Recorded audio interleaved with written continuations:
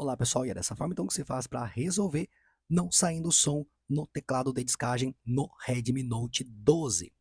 Para fazer isso, pessoal, você vai aqui então em configurações, ok? Primeira coisa, pessoal, você vem aqui então no teclado de discagem e aí, ó, eu tô digitando, ó, e ele não sai som por isso. Então você pode estar vendo que pode ser uma configuração do seu dispositivo.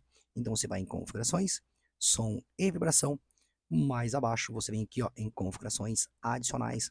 E temos aqui, ó, o tons do teclado de descagem, ok? Então tá desativado, ó. Então ative ele. E outra coisa que você pode configurar, pessoal, é ajustar o volume dele, tá ok? Então ajuste o volume também, se estiver muito baixo ou nulo aqui, ó. Se estiver nulo, você não vai conseguir escutar também, ok?